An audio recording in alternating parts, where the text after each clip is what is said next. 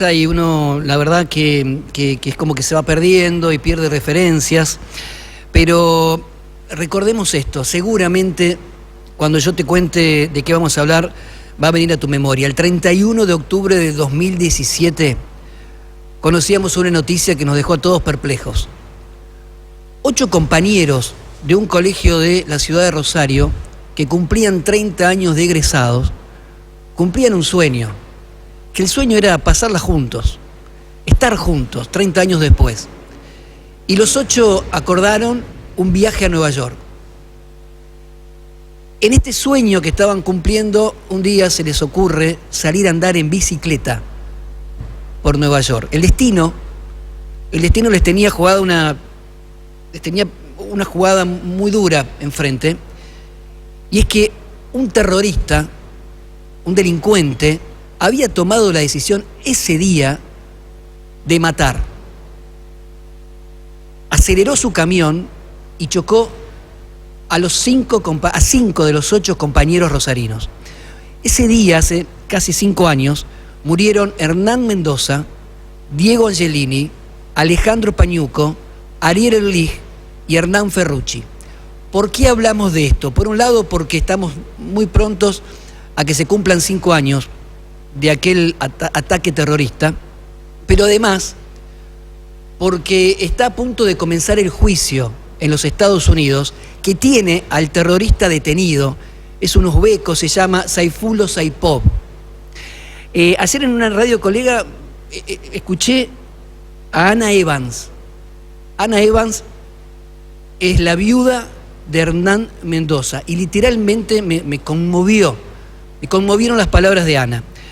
Por eso la llamamos y la tenemos en línea. Ana, gracias por este contacto con Aire de Santa Fe. Hola José, muy buenos días. Muchas gracias por el llamado y tus palabras. ¿Qué significa para vos? ¿Cómo estás viviendo esto? Pasan 5 años, empieza el juicio. Hace 5 años perdiste a Hernán, perdieron a Hernán, tu familia perdió a Hernán. ¿Cómo lo estás viviendo? Bueno, hace 5 años mi vida se modificó para siempre, porque un dolor inimaginable se apoderó de mí, como digo yo, me partió del medio, me destruyó. Inmediatamente me acomodé y me despabilé porque tengo 3 hijos pequeños que enseguida sus miradas hacia mí como diciendo, mami, ¿ahora qué hacemos? Hace que uno se tenga que despabilar, ¿no? Que marcar el rumbo. Estos 5 años han sido un derrotero de cosas inimaginables. Ya de por sí no daba crédito cuando me daban la noticia del asesinato de mi esposo, en el contexto en el que fue y demás, viste, esas cosas que realmente me costó muchísimo aceptar, entender, transformar a su vez.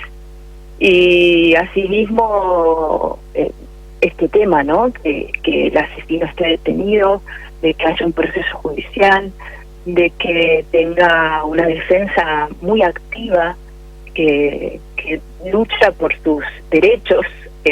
Cuando a mi esposo se le arrebató el derecho más importante que tenemos todos, que es el de la vida, ¿no? Y en un juicio que fue postergado en 3 oportunidades, él presentarse en la corte en el 2018 en las instancias en las que le preguntaban cómo se declaraba ante los 28 causas que se le imputan, y él decir no culpable, y hace que hoy estemos en la situación en la que estamos. Todo se postergó muchísimo por la pandemia también. Me imagino. Entonces, hoy estamos en una situación que finalmente va a suceder, que es el juicio. Por lo menos se va a iniciar. Ana, es muy importante. yo te escuchaba y uno tiene la sensación de que estas cosas le pasan a otro, ¿no?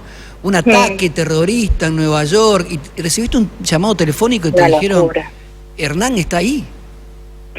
Una locura, porque realmente, si la pensás, estadísticamente no te da a pensar, decir, bueno, ¿qué posibilidades hay de morir así en la vida? No te da. Entonces uno la piensa como, además, sinceramente uno se cree que va a morir, sí, todo, pero más grande, ¿no? De viejos, que esa es la ilusión que uno siempre tiene. ¿Qué edad tenía, qué edad tenía Hernán? 47 años. 47 años, claro, 30 años de Sí. recibido. Vos decías, uno Exacto. cree que va a morir después, que esto ya va a llegar, no ahora. Sí, además, exactamente, con tantos proyectos, tantas cosas, un viaje que lo habían pensado, que se había cancelado varias veces, incluso finalmente se hizo en esa fecha porque era la que todos coincidían y podían viajar. No estaba programado bicicleta ese día, sino otro, y finalmente lo modificaron y lo cambiaron. Era nada más que 5 días que iban a estar en Nueva York. Mi esposo no había viajado nunca a Estados Unidos, yo lo acompañé unos meses antes de hacer la visa. Entonces habíamos hablado ese mismo día, estábamos muy conectados, como nunca. Estas cosas que cobran sentido después, ¿no? Esa hiperconectividad, de pronto había wifi, me mandaba fotos y videos. Nuestro hijo más grande estaba de viaje de campamento con la escuela, entonces yo también le compartía. Ese mismo día hablé hasta 1 hora antes, porque ellos pararon a almorzar en un mercado y tenía wifi, me hizo un video, me mostró el mercado, contándome la historia, y lo último que me mandó fue un audio de WhatsApp que me decía, bueno, te dejo, que seguimos planeando.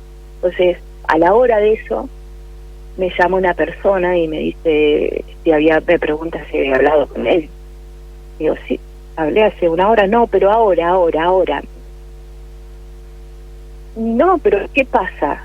Y se prende la tele. Cuando prendí, vi las imágenes y primero uno quiere creer que no. Después lo llamé 1000 veces por el teléfono y dije, ahora me atiende. Dios. Bueno, nunca pasó. Pensé que le estaban salvando la vida en un quirófano porque empecé a buscar teléfono, llamé al consulado que todavía no estaban informados que había ciudadanos argentinos, así que no sabían nada. Llamé a todos los hospitales, puse a mi familia, a mis amigos, todos a llamar y no había información. Entonces yo pensé que era porque le estaban salvando la vida en un quirófano y había entrado de urgencia, entonces no había registro de... Pasaron 5 horas hasta que me confirmaron que él era uno de los fallecidos y 4 amigos más, o sea que 5, que aquello que había sido un viaje soñado, pensado y esta cuestión, ¿no? Todos con familias, entonces dejando su familia, pero pasando el viaje espectacular, acababa de convertirse en nuestra peor pesadilla, ¿no? Ana, En algo realmente inimaginable. ¿qué vos decías, me cambió la vida? Yo no sé si la pregunta es qué aprendiste, en qué cambiaste, Sí. no sé cuál la mejor manera de preguntártelo, pero se entiende el concepto, ¿no? Sí, ¿Qué diferencia hay claramente. entre esta Ana que está hablando en estos momentos con nosotros y la de hace 5 años y 2 días? Primero, el gran desafío es no dejarse abatir por el dolor, por la injusticia, por la incomprensión. Todo va a una velocidad tal que la psiquis no puede comprender lo que pasa. Entonces también la impotencia, la injusticia, sentir que esto no puede ser, que nada de esto yo lo elegí, yo no decidí, de pronto somos protagonistas con mis hijos de una historia involuntaria que no elegimos vivir, pero sí puedo decidir cómo, desde dónde pararme para dar batalla. Como madre puedo elegir y decidir cómo criar a mis hijos. Lo primero que me pasó es esto que vos decís, ¿no? Cómo impactó también la noticia a nivel colectivo, digo, general, esto trascendió las paredes de mi casa. Uh-huh. Entonces también eso hizo que me sorprendiera muchísimo la solidaridad, el afecto, el cariño. Es tal que también te confunde, porque mis hijos me miraban como diciendo, ¿y esto por qué? Claro, ¿no? ahora todos nos quieren. O las miradas también hacia ellos, Claro. o la sobreprotección, también la empatía de todos los demás, porque esta situación le puede suceder a cualquiera. A cualquiera. Uno cree que esto pasa en la tele o pasa en las películas, ¿no? Bueno, eso es lo que yo pensaba también. Claro. Ana, ¿cómo estás viviendo estos días de cara al juicio que arranca? Bueno, con mucha expectativa, con mucha ansiedad, Han sucedido muchísimas cosas en estos 5 años. Este juicio además tiene muchas características de cuestiones muy inéditas. Primero, para nosotros mismos acá, yo jamás estuve en la corte, menos prestando testimonio. Vas a tener que ir. Vas a estar. Exacto. Wow. Menos teniendo que contar quién era mi esposo, qué proyectos de vida tenía, cómo impactó este ataque en nuestras vidas y en la de mis hijos. Pues yo siempre digo, a mí me sorprende la Cate con 42 años. Me costó despabilarme, respirar y salir adelante por mis hijos. Y prácticamente si vivo el promedio de edad, va a ser la mitad de mi vida de la que pude vivir sin este trauma y este dolor. Pero para mis hijos es su vida entera. Esto significa su vida entera, ¿no? Y esta orfandad de padre en estas características, y ellos aún, mi hija más pequeña, ella cree que fue un accidente. Entonces el camino que a mí me falta todavía es larguísimo. Ella me dice, papá, ¿no vio el camión? No, mi amor, venía detrás. ¿Y el camión no vio, papá? Es como le explico que hay una intencionalidad, que esta intención fue matar. Hoy por hoy no me queda más que abrazarla, darle un beso, porque ella me dice que todo es muy injusto. Entonces mi expectativa más grande con este juicio en decisiones que yo no tomo es que un orden se reinstaura y que yo puedo finalmente decirle a mis hijos que toda acción tiene su consecuencia. Entonces también va a ser un desafío sentarme en la corte, hablar de esto que te digo, de nuestras vidas, de nuestro proyecto, de cómo esto impactó. Y va a estar ahí el terrorista, ¿no? Exactamente, y él va a estar ahí, él puede burlarse de mi dolor, porque ese es el punto también de la expansión del ataque, es todo lo que está pasando, ¿no? La defensa puede hacerme preguntas que generalmente no son muy amistosas. Esos son los Zoom que yo mantengo con la Fiscalía y el FBI, que también inimaginable en mi vida tener que hablar de terrorismo, hablar de terrorismo con mi hijo más grande. Entonces, claro que mi vida se modificó, porque además uno intenta que cuando algo así tan grande te atraviesa, realmente tenga un para qué.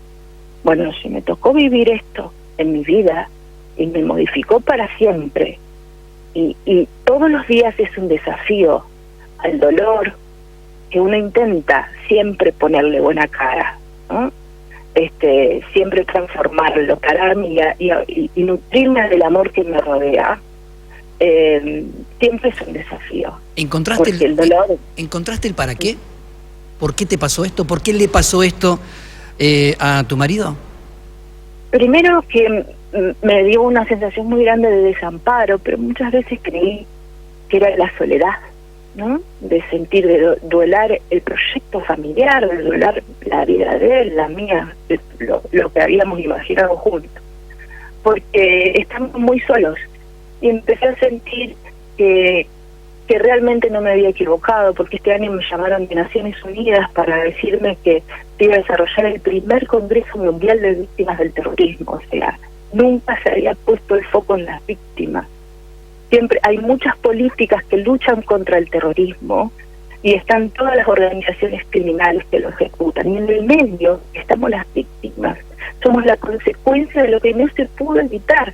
Pero absolutamente nadie en el mundo puso el foco sobre las víctimas, ni siquiera para brindarnos asistencia psicológica. Me valgo por mí misma y mis recursos, y mi voluntad, y mi ganas de vivir, y mi ganas de que mis hijos tengan una vida plena, honrar la memoria de él. Entonces, no hay un reconocimiento a las víctimas, y en consecuencia no hay un reconocimiento al delito, que es lo que acá se cometió. Ana. Entonces, mi razón hoy es esa. Tengo un abogado experto que además es de Paraná, como yo, estudió abogacía en Santa Fe, y es un experto en el tema, que me acompaña y me ilustra muchísimo sobre esto. Entonces nosotros lo que hemos hecho es acompañar el pedido de la Fiscalía para dar la talla con las herramientas que la ley nos ofrece y pedir la pena máxima posible. Ana, te mandamos un beso grande y gracias por atendernos. Por favor, gracias por ocuparse y bueno, cuando quieran podemos conversar. Muchísimas gracias. Ana Evans, la esposa de Hernán Mendoza. 8 amigos, compañeros del colegio que deciden, cumplimos 30 años de recibidos, vamos a hacer un viaje, el viaje de nuestros sueños, se van a Nueva York. 5 de ellos fallecieron, volvieron en un ataúd, porque a un loco, a un terrorista se le ocurrió que estaba bueno acelerar un camión y pasarles por arriba, sin saber quiénes eran y de qué manera destrozaba la vida de tanta